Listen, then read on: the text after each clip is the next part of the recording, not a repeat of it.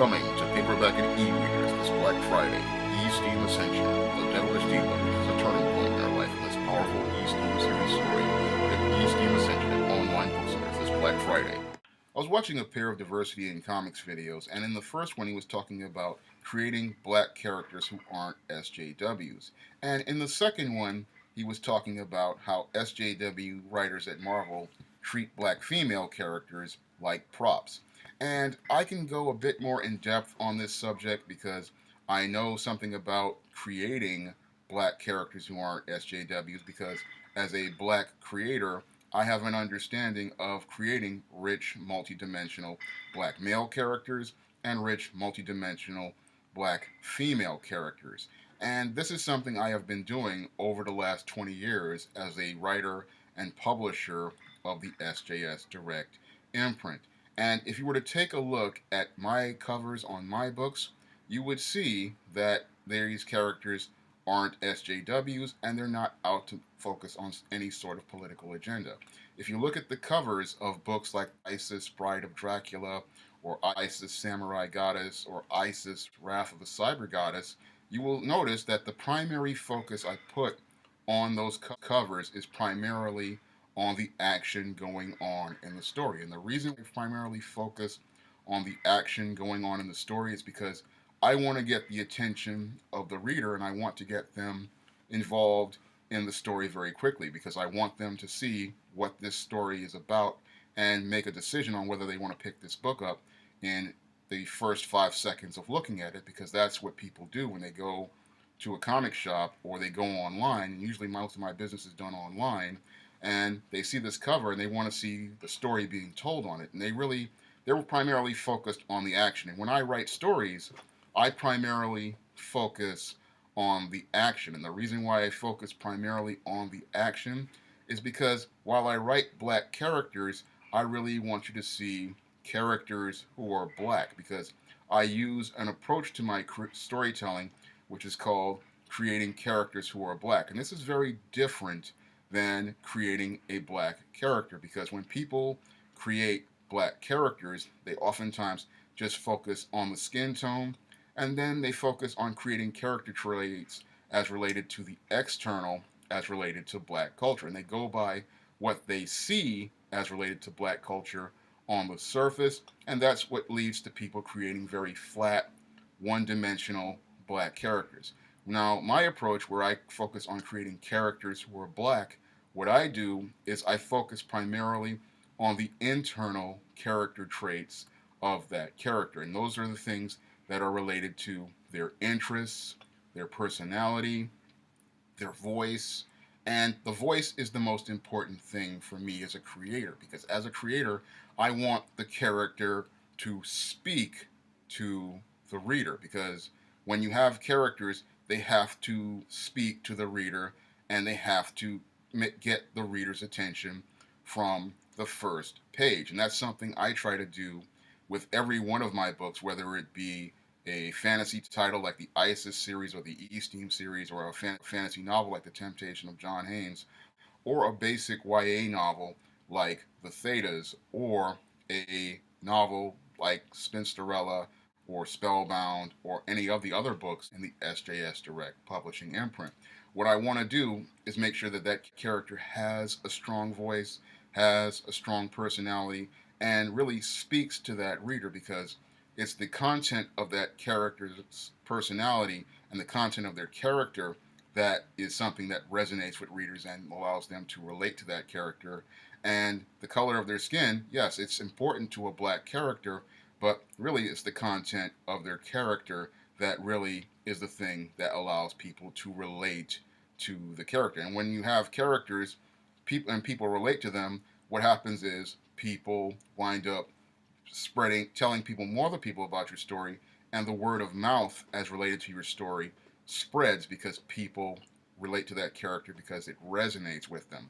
And I've had several characters resonate with readers, and I've had several stories resonate with readers, and some stories have resonated with people all over the world. For example, I had a story I wrote called Isis, All About the Goddess, and this was a bit of a mystery story featuring the Isis character, and to my surprise, this is a story that people have bought all over the world. And it really was just a basic mystery story about the ISIS character going to try to find this campus stalker on a college campus while she goes undercover as an art model. And it's been one of the better selling ISIS series stories. And the E-Steam series, which is very popular on Smashwords, and primarily I focus mostly on the action of the E-Steam character as this devilish diva who has a bit of a devil-may-care attitude in the same way of Marvel's She-Hulk before she became SJW.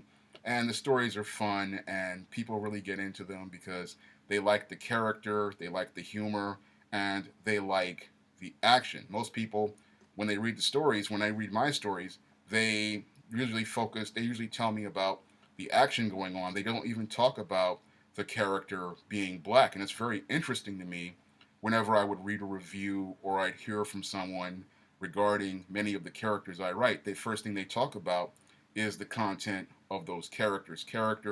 They talk about the personality, and they talk about the voice of those characters before they talk about skin tones and ethnicities. Now, usually the people who give me a hard time about skin tones and hair textures, usually it's these pro-blacks and these hoteps and these SJWs. They're the ones who have a really serious issue as related to characters' skin tones. But the people who actually read the stories that I write and that feature my black characters, they usually, the first thing when they write me and tell me about the stories that they've read, or they write reviews about it, is that they tell me about the action going on in the story and what they liked about the action going on in the story. And some people talk about the overall experience of reading the story. I mean, I remember for ISIS, Wrath of the Cyber Goddess, one guy wrote a review on Amazon.com talking about how great the story is. However, in contrast, I had a person when I wrote ISIS Amari's Revenge who didn't like the story because they thought it was too much like a comic book. But when I first originally created the ISIS character and her supporting cast E-Steam, the first thing I wanted to do was turn that into a comic book. And usually when I write ISIS series stories, I have a focus primarily on making the action very comic book-like, and that's what I usually do in stories like Samurai Goddess or Amari's Revenge, is I usually try to keep the action focused on something that's related to something really comic book related. And in a story like Isis Bride of Dracula, I really wanted people to focus on the action. So yes, you see on the cover Isis being hypnotized by Dracula and John Haynes in a bit of trouble on the cover of Bride of Dracula. But again, you see you're focused primarily on the action, and that's what really grabs you. And I posted that cover up to Facebook. It got the most Facebook likes out of all the ISIS covers I've had Bill Walko design. This was one of the most popular ones, and it was one of the better selling ISIS series stories. And in fact, it was one that surprised me with how many people went out to go get that book, because when they looked at it, again, they were focused primarily on the action. I mean, if you have two characters taking on Dracula, you really want the focus to be on the action, not just on a skin tone. And this is one of the things, again, that a lot of black creators have a hard time dealing with. They're so caught up in creating black characters on the external that they really don't focus on the internal. And when it comes down to SJW creators, they have a really hard time being able to create black characters because they want to try to focus on what they think they know about black people instead of trying to get to know black people. And when it comes down to guys like Mark Waid, they are extremely insecure about being around black people. And the same thing with your Brian Michael Bendis. You can tell from the way that they're writing these characters that these people have had very little interaction with black people and don't know that much about black people. Because when I look at a character like Riri Williams, it's a character that I see as one that really shows that Bendis really does not really know much about black people, and he doesn't know much about black culture. She's really basically just a Mary Sue to represent whatever he wants to represent about black people.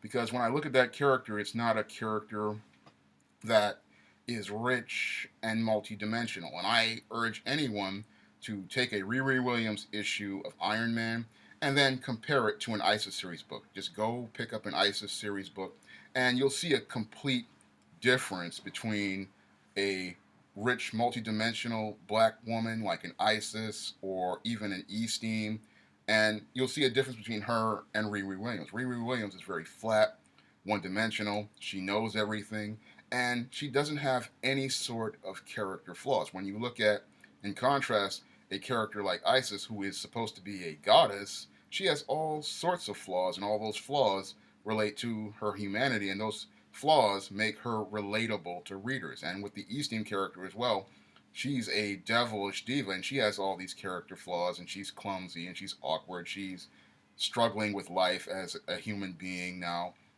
on Earth, and we see her struggles, and we see someone we can really relate to in the story. And I've also done this with other characters like the Matilda Crowley character in the Spinsterella trilogy. Now, the Matilda Crowley character is an African American goth, and she's struggling with things in the Spellbound novel where she's trying to find her identity and discovers the goth subculture. And we see a person who's a girl next door, somebody who's into Daredevil comics, and somebody who's just a nice kid. And this is somebody, again, that I drew from things like my personal experiences interacting with black women and black girls in high school. So this is another problem with the SJW creators, is that they try to create characters, but then they don't know anything about the culture, they don't know anything about the people, so they go from their frame of reference, and their frame of reference is really limited, and that's why we get these characters that are, again, flat and one-dimensional, whereas a guy like me, who has experience in the black community, has interacted with numerous people in the black community, understands the culture a little bit better, I can create black characters that are richer and more multidimensional, and then give you different aspects of the black community. Because when it comes down to black characters, oftentimes a lot of creators,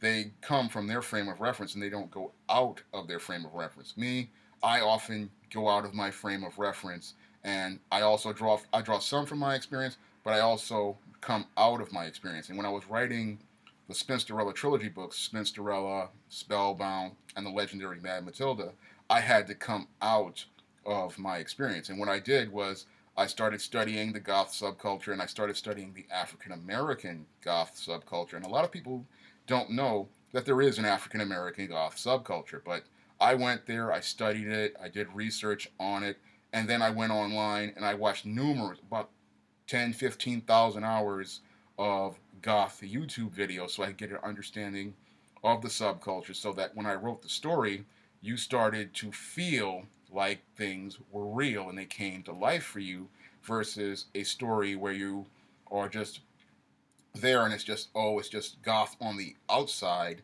but you're not learning anything about the internal character traits as related to people who are a part of the goth subculture. And that, again, relates to creating a character who is black, because when I created the Matilda Crowley character, I wanted people to see her as a person when they imagined her in their mind, and I wanted them to hear her voice and really feel what she's feeling and experience what she's experiencing in the story. Excuse me.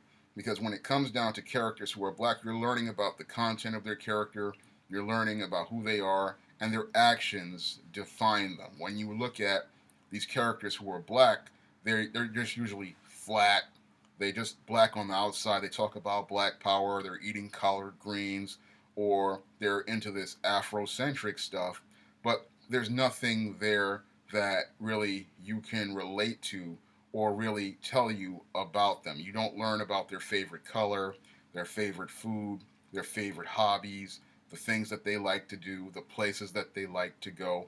These are all things that draw a reader in and make you really take a look at that black person and their experiences. And I've written books about numerous experiences in the black community, and because the black community is a very, very broad thing, and there are all sorts of aspects of the black community. I remember a screenplay book I did called All About Nikki the Fabulous first season, and in that first season book I was talking all about this black teenage girl who moves in to live with her father after getting kicked out of boarding school. And it was a story about a black girl from Beverly Hills who comes from a rich family. And it was a very popular series on Smashwords for a couple of years. I mean, it was an international bestseller, and it was a surprise to me that how many people picked that book up. And the reason why they picked it up is because, again, they really related to the character. And I got a lot of positive responses on All About Nikki. And I even had an actress interested in playing the role of the Nikki Desmond character because she said that the character resonated with her so strongly. The same thing with the Marilyn Marie character in All About Marilyn. They really liked that screenplay as well. A lot of women related to that story, and they identified with it. And again, they related to the character based on the internal character traits, not really the skin tone. Because when they listened to the character, they heard her voice, they heard her story, and that's what really resonated with her. And what I see as related to many of these SJWs is that they want to bring diversity into things like Marvel, but they really don't understand anything about the cultures they want to try to bring in. And this is all reflected in a lot of their work. Because when I look at somebody like a Ta-Nehisi Coates, he's sitting there with his Black Panther, and a lot of the books come across as really flat because he's got the Black Panther as a very passive character, and that's not the nature of the Black Panther. As a guy who's read Black Panther in books like Avengers, I can tell you the Black Panther is a very active character, and as the King of Wakanda, he's very alpha male. He's very strong, he's very masculine, and he takes the lead. And when I looked at his Black Panther comics, Black Panther is a very passive guy. He's just sitting there watching, and other people are doing things. And that's not who the Black Panther is. And then when I look at his Black Panther and the Crew, that was one of the worst comics I have ever seen. It was just filled with expository sequences. And then he's talking about Harlem. And this is something it really irked me because as a New Yorker, the way he presented Harlem really did not allow the neighborhood to be a character. He had Black Panther and Storm talking about issues as related to Harlem, but he didn't really even understand a single thing as related to Harlem. This is another thing with SJW writers. They really, again, don't do the research on things. They don't study about things, and they don't come from a strong frame of reference. Because as I was looking at this Black Panther and the Crew, he's got Storm and Black Panther, and again, they're very passive. They're walking through Harlem. They're talking about gentrification. They're talking about things related to the neighborhood being taken over by white people. And I was looking at that, and I said to myself, this guy did absolutely no research on Harlem. Now, I live in New York City, and I knew the gentrification issue a little bit better, and I understood that a lot of black people, what they did was, yes, there were black people in neighborhoods like Sugar Hill. There were black people in neighborhoods like the 125th Street, but a lot of those black people left those neighborhoods during the late 1960s and 1970s because they wanted to have homes in the suburbs. They wanted to be around white people, and they thought living around white people would improve their quality of life. And that's what led to Harlem falling into decline, also along with the 1970s fiscal crisis, which drove up property taxes and led to many owners abandoning their property. So that's one of the things that led to the blight in Harlem.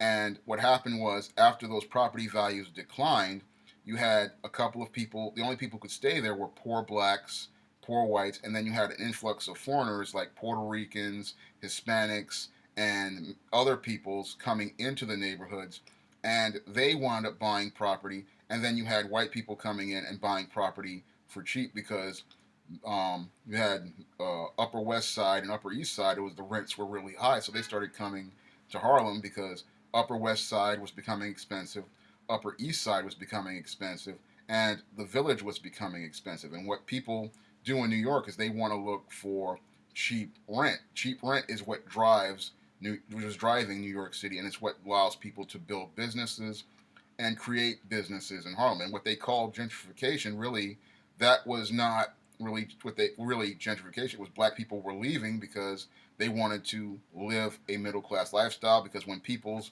economic resources increase, they want to live a better life, so they go out and buy homes. And usually, what's left are the poor people, and the poor people were used to living that way. And then then other people came in because they wanted cheap rent and they wanted to get a start businesses, and they usually do that all over because the same thing happened in Dumbo. Because I remember going on an interview to Dumbo, and I remember back in '99, Dumbo was considered low rent, and now Dumbo and Brooklyn Heights are some of the most expensive real estate in Brooklyn. Because when I was doing research for another novel called A Recipe for Success, I had to do a lot of research on downtown Brooklyn. And I remember when downtown Brooklyn, when I was living here in New York, was again considered low rent areas. And this was stuff that Rutana Coates really doesn't understand about Harlem, and he didn't understand about New York City. But he's sitting there talking about white people taking over Harlem. And what's happening is it's just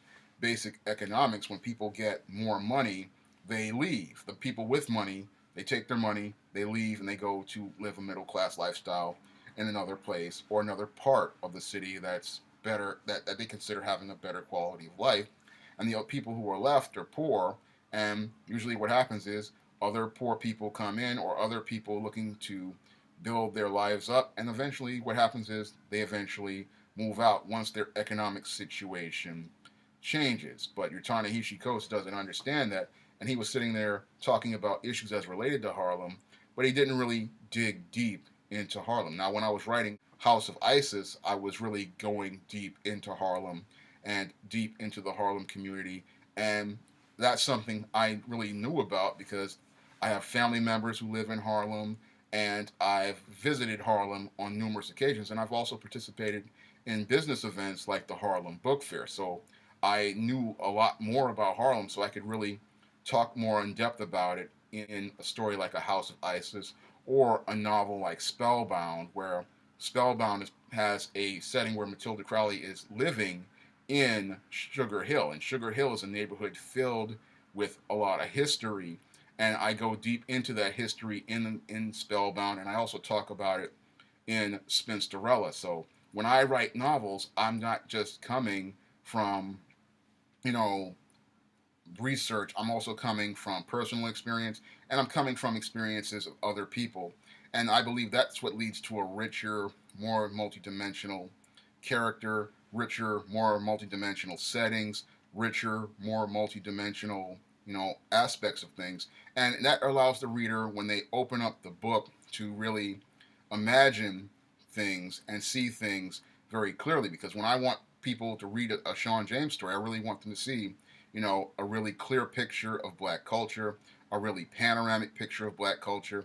And that's one of the things that I try to do in my stories. And that's one of the reasons why I use a approach called revolving first person perspective, is because I really want people to see the action going on, and what I want them to do is, as they're seeing the action, immersing themselves into the story, and then watching these characters participate in these actions, and then coming to their own observations and conclusions about the action transpiring around them. And this is something that I really believe is really missing from SJW titles at Marvel, because they really don't want you to really focus on the action.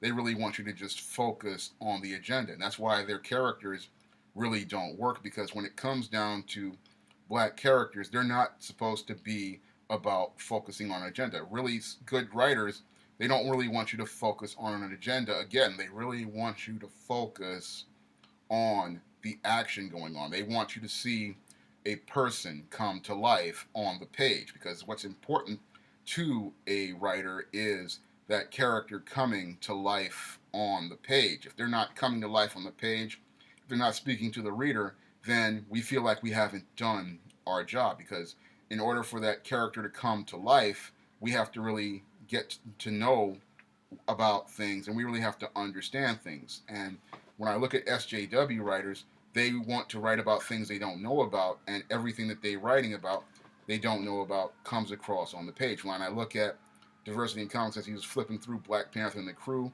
I saw a story written by a guy who was caught up in a narrative but knew nothing about Harlem, knew nothing about the community of Harlem, knew nothing about the people of Harlem, knew nothing about the experience of living in Harlem or visiting Harlem.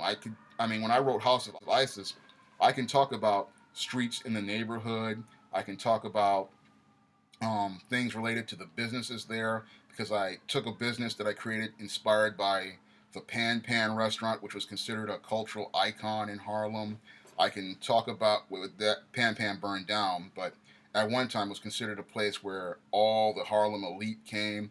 Everybody who was somebody has eaten at the Pan Pan, and I talked about the neighborhood, and I also talked about these places where these hoteps go to do their worship, these kind of hybrid stores slash church places where they teach this religion, and that all of that was a part of the House of Isis story. So when I wrote that story, I really wanted you to come into Harlem. I really wanted you to see Harlem, and I really wanted you to see Harlem come to life based on the neighborhood and all the aspects of the neighborhood. I talk about buildings like the Lenox Terrace, which has been a Harlem institution.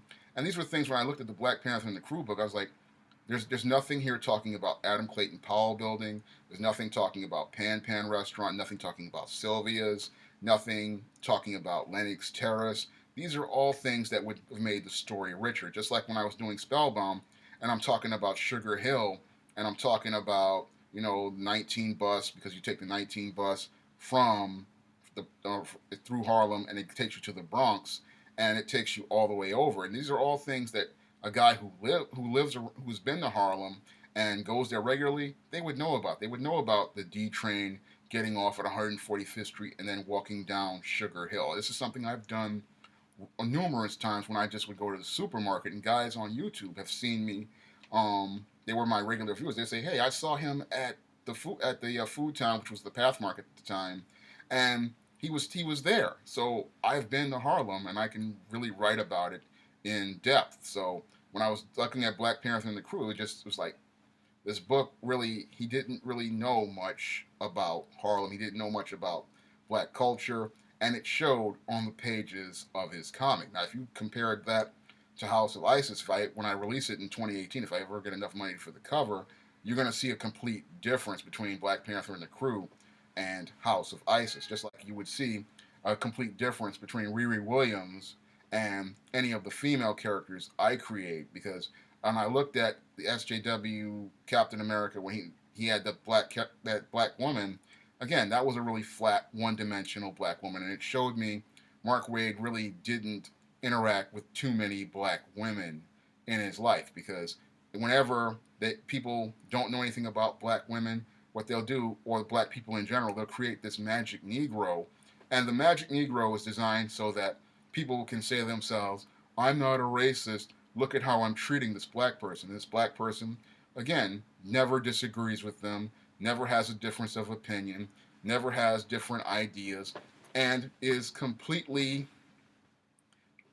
agreeing with everything that they do, and is just there to give this white person validation. And again, that's what SJWs really want with their characters, to say, "I'm not a racist." And it's no different than what I saw back in the day with Different Strokes and Webster. Those were shows created so that people could feel like, oh, we created a black show. Now, the Cosby Show was completely different because it took you into black culture and it showed you how rich it was and how broad it was, and it showed you that we black people come from different parts of life, different aspects of life, and we all have different experiences, and we rarely get to see those different experiences in comics. I mean, Marvel has done a better job of it than DC, as I see it. I mean, you have a lot of diversity there. You had Luke Cage, who was the street guy, and he was inspired, I think, partially by Fred Williamson and Muhammad Ali. I could see a little aspects there with Luke Cage. He was a street guy. He was a tough guy. And then you had Blade. When Wesley Snipes revamped him, he was a tough guy, but he was a vampire, and he had rich multidimensionality going on. You had the Falcon. Originally, he was kind of a pimp, but then when he went with Captain America, he started to straighten out, and then he became a everyday Joe, a social worker looking to clean up his community. He had been inspired by Captain America.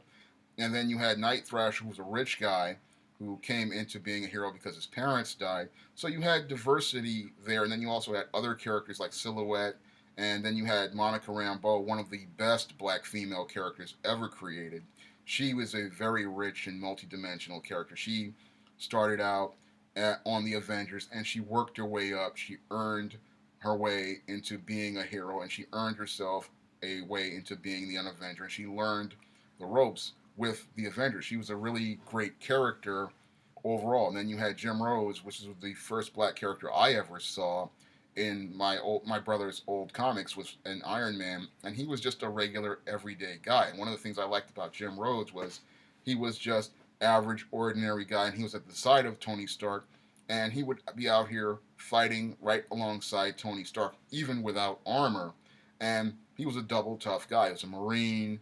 He was working class guy, and he helped Tony Stark on his first mission in Vietnam. I have that issue, and later on he became a fixture in Iron Man comics, and he was just Tony's friend, and he wasn't just there to validate Tony. He often disagreed with Tony. He had differences of opinion with Tony. I remember the issues where Tony Stark became an alcoholic again, and he understood the importance of Iron Man. He understood what Iron Man meant to people, and that's why he put the Iron Man suit on to keep the legacy of Iron Man going on, because he understood how important Iron Man was to the world. That's why he had his stint as Iron Man, and that's why he also took over as Iron Man again in the Kaminsky Hopgood run. And when you want to see a really great character, you can take a look at Jim Rhodes. That's just one of the best black characters. Him, Monica Rambeau, Night Thrasher, Silhouette. These were all really solid black characters. And with SJWs, they have never really had experiences with black people. So when they write characters, again, they come from their frame of reference, and that's why we get these emasculated characters like Luke Cage being a dad, Black Panther being passive,